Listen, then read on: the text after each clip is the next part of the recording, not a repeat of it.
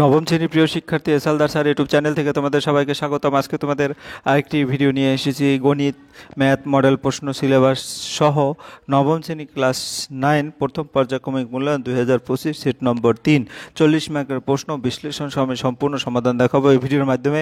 কাজে তোমরা যারা এখনও আমার এই চ্যানেলটিকে সাবস্ক্রাইব করনি তারা এখন এই চ্যানেলটিকে সাবস্ক্রাইব করে বেল আইকনটি প্রেস করে দাও। হ্যাঁ, তোমরা দেখতে পাচ্ছ এখানে পূর্ণ মান 40, সময় থাকবে 1 ঘন্টা 30 মিনিট। হ্যাঁ, এটা একটা সাজেশন হিসেবে বলতে পারো, কারণ দেখা গেছে আমি কিন্তু যে কোনো প্রশ্নের একটু অপশন বেশি দিয়েছি। কাজেই তোমরা অপশন বেশি দেওয়া মানে তোমরা ওগুলো ভালো করে পড়বে, উত্তর সহ যেহেতু দিয়েছি ভালো করে প্র্যাকটিস করলে আশা করি তোমাদের কমন বাঁধবেই। যাই হোক, প্রথমে 1 নম্বরে যেটা প্রশ্ন, যে কোনো দুটি প্রশ্নের উত্তর দাও। বক্তব্যটি ঠিক হলে বা সত্য হলে টি এবং মিথ্যা হলে পাশে বসাই। দুটি মূলক সংখ্যার সমষ্টি সর্বদা মূলক সংখ্যা, এটা সত্য। দুটি অমূলক সংখ্যার সমষ্টি সর্বদা অমূলক সংখ্যা, এটা মিথ্যা। দুটি মূলক সংখ্যার গুণফল সর্বদা মূলক সংখ্যা হবে, এটা সত্য। দুটি অমূলক সংখ্যার গুণফল সর্বদা মূলক সংখ্যা হবে, এটা মিথ্যা। দুটি পূর্ণ সংখ্যার যোগ বিয়োগ ও গুণ করে পূর্ণ সংখ্যা পায়, এটা সত্য। এরপর 2 নম্বর বহুমুখী বিকল্প প্রশ্ন এমসিকিউ। এখানে 6টি প্রশ্নের উত্তর আমি দিতে বলেছি, কিন্তু আমি 35 থেকে 36টি এমসিকিউ দিয়েছি। তোমরা এগুলি ভালো করে পড়বে। √5 দশমিক বিস্তার, এটা হচ্ছে একটি অসীম ও অনাবৃত্ত দশমিক। দুটি অমূলক সংখ্যার গুণফল, এটা হচ্ছে তোমার কোনোটি হবে না। এরপর পাই এবং 22/7, এটা সর্বদাই কি অমূলক সংখ্যা পাই এবং 22/7 মূলক সংখ্যা। 4⁴x 8⁵ হলে এক্সের মান কত? এক্সের মান হচ্ছে 9/2। তোমরা সমাধানটা দেখো ভালো করে, ক্লিয়ার বুঝতে পারবে। 20⁻⁻x = 1/7 হলে 20⁻²x এর মান হচ্ছে 49c। এরপরে আমরা পরের প্রশ্নে চলে যাব। 1.64 × 5⁵x = 500 হলে এখানে x⁴x এর মান হচ্ছে কত? d 27। এরপরে 2x + 3 = 0 সমীকরণ লেখচিত্র হবে এটা b y অক্ষের সমান্তরাল, অর্থাৎ যেখানে x থাকবে না সেটা y অক্ষের সমান্তরাল, যেখানে y থাকবে না সেখানে x অক্ষের সমান্তরাল। যেমন এখানে y আছে, এটা কি হবে? এটা x অক্ষের সমান্তরাল, ঠিক আছে। এরপর আমরা চলে এসেছি 2x + 3y = 0, এটা মূল বিন্দুগামী। যখন কোনো কনস্ট্যান্ট নম্বর থাকবে না সেটা হবে মূল বিন্দুগামী, অর্থাৎ সি নম্বরের উত্তর। এরপর আমরা চলে যাচ্ছি 3টি যোগ করে যে ত্রিভুজ উৎপন্ন হয় সেটি আমাদের দেখতে হবে যে বাহুর দৈর্ঘ্যগুলি কীরকম আসে। একটা আছে √62, আর একটা হচ্ছে √18, আর একটাও √18, ঠিক আছে। √18 দুটো আসছে। আর এখানে হবে হলো 6 6 36, অর্থাৎ এখানে 6 মানে কত? দ্যাট মিনস 6 6 37 18 অর্থাৎ এটা সমকোণী সমদ্বিবাহু ত্রিভুজ, অর্থাৎ এটা ডি হবে উত্তর। এরপর আমরা চলে যাচ্ছি একটি বৃত্তের কেন্দ্রের স্থানাঙ্ক 0 0, বৃত্তের উপস্থিত স্থানাঙ্ক, অর্থাৎ এই দুটো বিন্দুর যে দূরত্ব সেটা 3। হ্যাঁ, 3 - 0 whole square 0, 4 - 0 square 3 square + 4 square, অর্থাৎ 5 হবে উত্তর রুট করলে। এরপরে 12 নম্বরের প্রশ্ন হচ্ছে কি, একটি নির্দিষ্ট সমাধান আছে এই সমীকরণে। হ্যাঁ, একটি নির্দিষ্ট সমাধান আছে। নম্বর কিভাবে নির্দিষ্ট সমাধান থাকবে? অর্থাৎ সহগ, x এর সহগ y সহগ দুটো আলাদা, এই কারণে নির্দিষ্ট সমাধান আছে। এবং এই সমীকরণ দ্বয়ের মধ্যে যদি দেখো অসংখ্য সমাধান আছে। কেন অসংখ্য সমাধান? অর্থাৎ উভয় পাশেই কি সব সহগ, x এর সহগ সমান অনুপাত y সহগ সমান, এই কারণে অসংখ্য সমাধান বি নম্বরে। এরপর আমরা চলে যাচ্ছি পরে 4x। এই সমীকরণটার মধ্যে সমীকরণ দ্বয়ের মধ্যে কি আছে? কোনো সমাধান নেই, কারণ দেখা যাচ্ছে কোনো সহগের মিল নেই, অর্থাৎ উত্তর হবে আমাদের কোনো এই যে কোনো সমাধান নেই। এরপর আমরা চলে যাচ্ছি 15তে এবিসিডি সামান্তরিকের বিএডি কোণ 75 ডিগ্রি, সিবিডি কোণ 60 ডিগ্রি হলে বিডিসি কোণের পরিমাপ হবে এবিডিসি 45 ডিগ্রি, অর্থাৎ এই সি নম্বর। এরপরে নিম্নলিখিত জ্যামিতিক চিত্রগুলো কোনটি কর্ণদ্বয়ের দৈর্ঘ্য সমান হবে লিখি, এটা ডি নম্বর, এটা হচ্ছে আয়তকার চিত্র। এরপরে 17 এবিসিডি সামান্তরিকের বিএডি কোণ এবিসি কোণ সমান হলে এবিসিডি সামান্তরিকটি হবে একটি আয়তকার চিত্র, এটা সি নম্বর। তারপরে আমরা চলে যাচ্ছি 17 যেটা হবে x + 1, নিচের কোণটি রৈখিক বহুপদী সংখ্যা মালা, এটা বি। নিচের কোণটি দ্বিঘাত বহুপদী সংখ্যা মালা, এটা ডি। √3 বহুপদী সংখ্যামালার মাত্রা হচ্ছে 0। এরপরে 20, হ্যাঁ 20 উত্তর হচ্ছে এই বহুপদী সংখ্যামালা x+2 বিভাজ্য হলে কে এর মান কত? আমরা দেখি ক্যালকুলেশন করে, কে এর মান আছে -8। এটা ক্যালকুলেশন করে আন্দাজে মুখস্থ রাখলে হবে না। ফাংশন অফ এক্স বহুপদী সংখ্যামালার ফাংশন অফ -1/2, হ্যাঁ ইকুয়াল 0 হলে এখানে 2x+1, 2x+1 অর্থাৎ এটা বি নম্বর। এরপরে বহুপদী সংখ্যামালা x-1 একটু উৎপাদক, কিন্তু জি অফ এক্স বহুপদী সংখ্যামালার উৎপাদক নয়, সুতরাং x-1 একটু উৎপাদক হবে যদি কন্ডিশনটা এ, অর্থাৎ উত্তরটা হবে এ। এরপর আমরা চলে যাচ্ছি xn+1 বহুপদী সংখ্যামালা x+1 একটু উৎপাদক হবে যখন একটি ধনাত্মক এন একটি অযুগ্ম ধনাত্মক পূর্ণ সংখ্যা, অর্থাৎ এই উত্তর। এরপর আমরা চলে যাচ্ছি n⁴ প্লাস bn³ এভাবে আছে, সেটার জন্য কোন কন্ডিশনটা ফুলফিল হবে, সেটা হচ্ছে এ নম্বর। সেখানে তোমার সমাধানটা দেওয়া আছে a² প্লাস -b² এরকম করে দেওয়া আছে, তাহলে সি উত্তর হবে। a = 33, b = কীভাবে আসছে সেটা আমি দেখিয়ে দিয়েছি। আমি অল্প সময়ের মধ্যে তোমাদের ভিডিওটা দিচ্ছি, কাজে তোমরা বাকিটা নিজেরা করবে। আর যদি কোথাও কোনো সমস্যা হয় তোমরা কমেন্টের মধ্যে জানাবে। 1/a plus a/b plus b/= 1 হয়, তাহলে এখানে তোমার a³ প্লাস b³ মান হবে 0, অর্থাৎ এটা ডি। তারপরে 25³ - 75³ প্লাস 50³ এটার মান যদি আমরা ক্যালকুলেশন করে দেখি, এটার মানও বি, অর্থাৎ 0 হবে। এরপর আমরা চলছে 28 এবিসি ত্রিভুজের বিসি, হ্যাঁ বাহুর মধ্যবিন্দু ডি, বিডি বাহুর মধ্যবিন্দু ই এবং এর মধ্যবিন্দু ও, বিওসি ত্রিভুজের ক্ষেত্রের ক্ষেত্রফল হবে, এটা হবে আমাদের ডি উত্তর। তারপরে আমরা চলে যাচ্ছি পরের প্রশ্ন 1/29 যে কন্ডিশনটা তোমরা ভালো করে দেখো, পিআরটি এর কন্ডিশনের ক্ষেত্রে কোনটা সঠিক হবে? এটা হচ্ছে তোমার এ নম্বরের উত্তরটা ঠিক হবে। এরপরে একটি বর্গক্ষেত্রের কর্ণের দৈর্ঘ্য 12√2 সেন্টিমিটার, বর্গক্ষেত্রের ক্ষেত্রফল, হ্যাঁ বর্গক্ষেত্রের কর্ণের দৈর্ঘ্য যদি হয় 12√2, এর ক্ষেত্রফল হবে 1/2 × কর্ণদ্বয়ের গুণফল, অর্থাৎ তাতে দেখা যাচ্ছে 144, ঠিক আছে। তাহলে এটা উত্তর হবে বি। এরপরে আমরা চলেছি 31 নম্বরে। 31-এর উত্তর হবে, যদি একটি বর্গক্ষেত্রের ক্ষেত্রফল a1 বর্গ একক, ওই বর্গক্ষেত্রের কর্ণের উপর অঙ্কিত বর্গক্ষেত্রের ক্ষেত্রফল a2 বর্গ একক হয়, তাহলে a1:a2 হবে 1:2, অর্থাৎ এ নম্বর। এরপরে চলে যাচ্ছি পরের প্রশ্ন। 6 মিটার লম্বা, এত মিটার চওড়া একটি আয়তকার জায়গা 2 সেন্টিমিটার বর্গলিটার বাঁধতে লাগবে টোটাল 600টি টেলি। কীভাবে সেটা তোমাদের এখানে দেখিয়ে দেওয়া আছে। এরপরে পরের প্রশ্ন 1/33 সমবাহু ত্রিভুজের সমান বাহুদের দৈর্ঘ্য 5 সেন্টিমিটার, ভূমির দৈর্ঘ্য 6 সেন্টিমিটার, ত্রিভুজটির ক্ষেত্রফল, হ্যাঁ তাহলে ক্ষেত্রফলের যে সূত্র আমি দেখিয়ে দিয়েছি, উত্তর হবে বি 15 এ হবে উত্তর 12 বর্গ সেন্টিমিটার। তারপরে ত্রিভুজের এসি বাহুর উপর ডি এমন একটি বিন্দু, এখান থেকে যদি দেখি উত্তরটা হবে 16 বর্গ সেন্টিমিটার।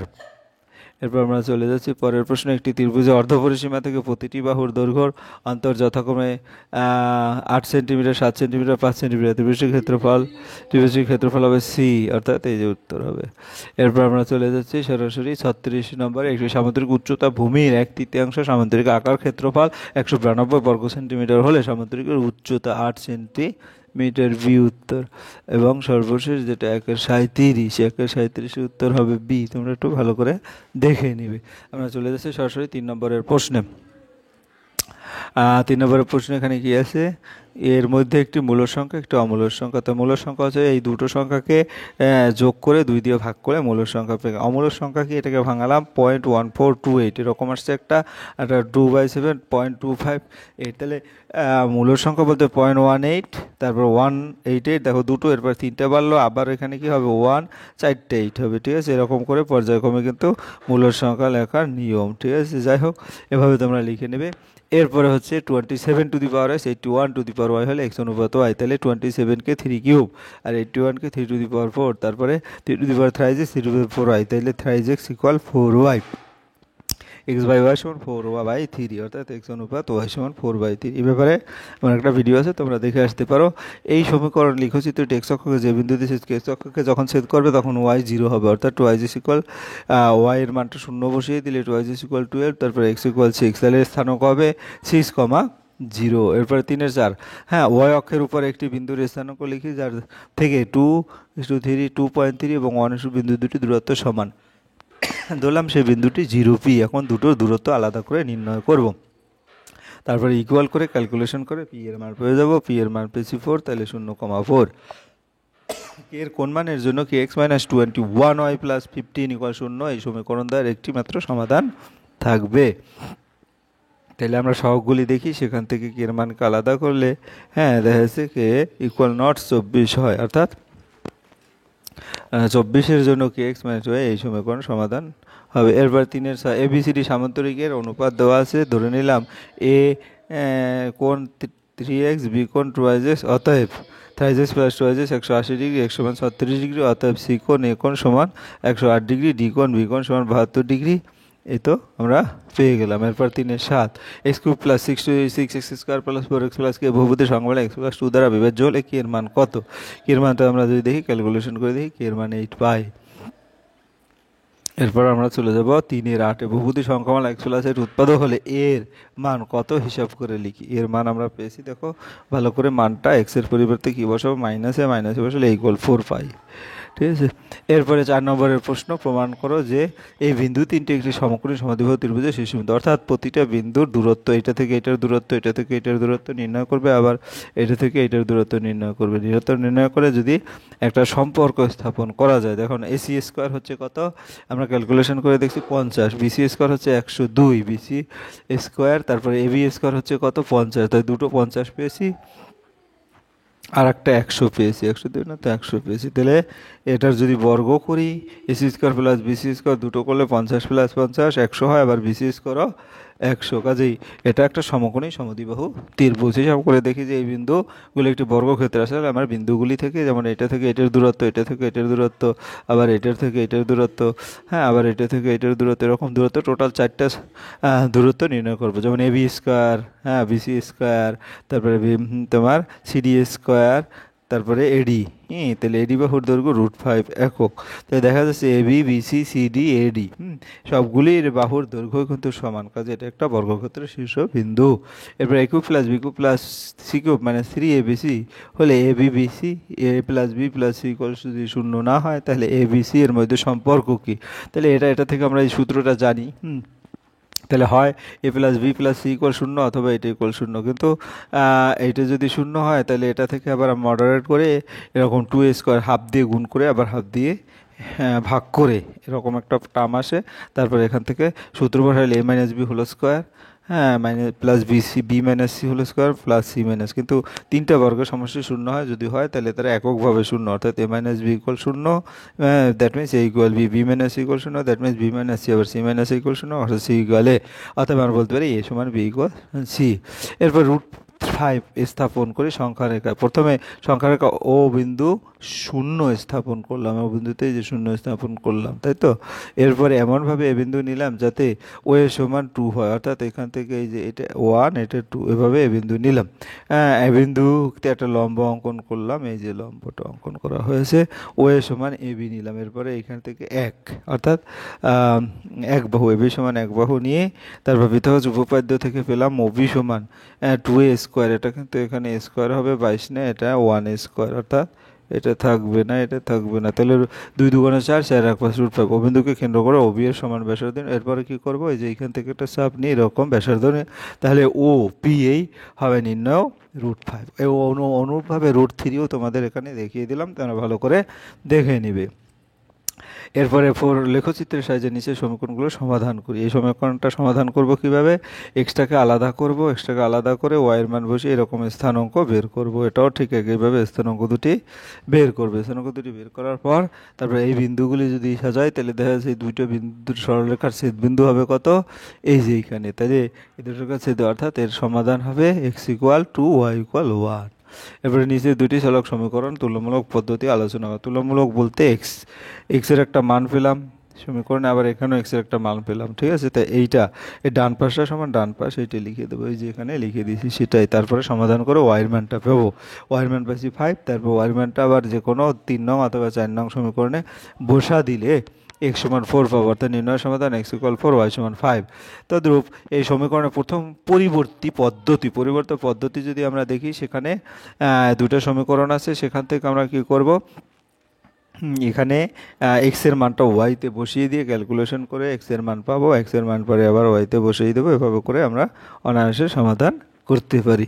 এরপর আমরা চলে যাচ্ছি আর একটা পদ্ধতি, বজ্রগুণন পদ্ধতি। বজ্রগুণন পদ্ধতি যদি আমি সমীকরণ এক্সের সহগ এখানে কত, হ্যাঁ প্রথম সমীকরণ এক্সের সহগ 5, এই যে 5, ওয়াই সহগ 3 এবং ধ্রুবপদ -11 এবং পরের সমীকরণে হচ্ছে 2, -7 এবং 12, ঠিক আছে। তারপরে আমাদের এক্স বাই নিয়ম হচ্ছে এক্স যখন ধরবো এটা বাদ দিয়ে এটার সাথে 3 12 36, আবার এটার সাথে এটা গুণ করব, ঠিক আছে। গেল এক্স বাই, সেটা হবে আবার ওয়াই বাই সেটা হচ্ছে তখন এইটাকে বাদ দেবো, এই যে 2 গুণ -11 আগে লিখবো, তারপর এটার সাথে এটা লিখবো, ঠিক আছে। এভাবে করে 1 বাই এভাবে লিখলাম। তারপরে যারা অঙ্কটা বুঝতে পেরেছো বা করেছো আগে তারা কিন্তু অনায়াসে পেরে যাবে। এটা উপরে ধরো এক্স আছে, হ্যাঁ, এটার উপরে ওয়াই আছে, হ্যাঁ, এটার উপরে 1 আছে।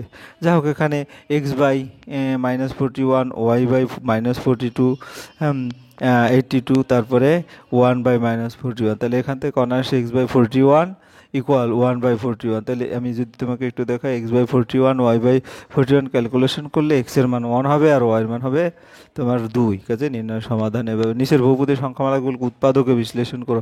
তাহলে এখানে তৈরি ফাংশন হবে, কারণ এটা ফাংশনাল উৎপাদক। এ কিউব -12 -16 মান বসিয়ে দেখি এ ফাংশন অফ -2 হচ্ছে 0 হয়, কাজেই a + 2 হবে একটি নির্ণয় যে ফাংশনাল উৎপাদক। কাজেই এখানে আমরা এমনভাবে ভাঙাবো, এ কিউব লিখলাম, তারপর 2a² আনলাম আবার বিয়োগ করে দিলাম, 4a আনলাম আবার বিয়োগ করে, না 4a আর এর সাথে এইটা করলে 12 হয়, এই যে 12 আর 16 আছে। তাই এখন কমন নেবো a × a + 2, এখানে 2a কমন নিলে a + 2 হয়, এখানে 8 কমন নিলে a + 2 হয়, তাহলে a + 2 × a² - 2a - 8, এটাকে আবার মিডল টার্ম করা যায়। 4 2 8, তাই তো। তাহলে এখানে a² + 2a - 4a - 8, তারপর নর্মালি ক্যালকুলেশন করলে এই সমীকরণটা আছে, ঠিক আছে। আশা করি বুঝতে পেরেছো। এবারে এখানে একটা তোমার কি বলবো উৎপাদক, তাহলে এটার সাথে কি করবে, এটার সাথে এটা গুণ করবে, এই কারণে পাশাপাশি রেখা হয়েছে, এটার সাথে এটা গুণ করবে, এই কারণে পাশাপাশি গুণ করার পর তারপরে কি করলাম, থ্রাইজ x² + 2x, থ্রাইজ x² + 2y, এই দুটো সমান, এটাকে ধরলাম। তাহলে a - 1 a - 8 + 12, এখান থেকে আবার গুণ করে দিলে যে টার্মটা আসে a² - 9a + 20, 9a মানে কি 5a - 4a, তারপরে a - 5 a - 4, পরে এর জায়গায় মানটা বসিয়ে দিলাম, মানটা বসালে ক্যালকুলেশন করলে এইরকম একটা রেজাল্ট চলে আসবে, ঠিক আছে। আশা করি বুঝতে পেরেছো। পরে আমরা চলে যাচ্ছি পরেরটা a - 1 x² + a², এটা তো এটা স্কোয়ার উপরে আসবে, ঠিক আছে। a + 1 y², এটা কিন্তু মিডল টার্ম ব্রেক, হ্যাঁ। তাহলে a² - 1 + 1 কাটাকাটি করলে সে স্কোয়ারে আসে, এখানে স্কোয়ার, এটা উপরে উঠে দেওয়া হয় নাই। যাই হোক এরপরে মিডল টার্ম করে অনায়াসে চলে আসবে। এরপরে 4.1 দুটো অথবাও একটা দিয়ে দিয়েছে, দুটো উপপাদ্য, ঠিক আছে। তাহলে প্রথম উপপাদ্য হচ্ছে তোমাদের 19, 19টা ভালো করে পড়ে নেবে, এবং পরের উপপাদ্যটা হচ্ছে তোমার 18, এটাও ভালো করে তোমরা দেখিয়ে নিবে। যাই হোক আমি সরাসরি এবার চলছি 5-এর একটি রম্বস, এটা 4 মার্কের প্রশ্ন। কর্ণদ্বয়ের পরিমাপ 15 মিটার 20 মিটার হলে উহার পরিসীমা ক্ষেত্রফল উচ্চতা হিসাব করে লিখি। ABCD একটি রম্বস যার কর্ণদ্বয় AC এবং BD এর পরিমাপ যথাক্রমে 15 মিটার 20 মিটার পরস্পরকে অবিন্দুতে ছেদ করেছে। আমরা জানি রম্বসের কর্ণদ্বয় পরস্পরকে লম্ব সমদ্বিখণ্ডিত করে, তখন দেখা যাচ্ছে এভাবে করে যদি আমরা রম্বসের পরিসীমা হবে কি 4 × BC, অর্থাৎ এখানে 50 মিটার, রম্বসের ক্ষেত্রফল হাফ ইন্টু কর্ণদ্বয়ের গুণফল 15 × 20, অর্থাৎ 150 বর্গমিটার। উচ্চতা হবে বাসের, আমরা জানি যে ভূমি ইন্টু উচ্চতা সমান 150, দ্যাট মিনস উচ্চতা হবে ক্যালকুলেশন করে আলাদা করলে 12 মিটার। এবারে বুঝতে পেরেছো। এর অথবা প্রশ্নটাও তোমরা দেখতে পারো, আয়তক্ষেত্রের জমির প্রস্থ ক্ষেত্রফল বাই দৈর্ঘ্য 30 সেন্টিমিটার, আয়তক্ষেত্রের জমির কর্ণ √40², 30², হ্যাঁ। তাহলে 1600 এবং 90, ঠিক আছে, এটা কেটে দিচ্ছি, ঠিক আছে।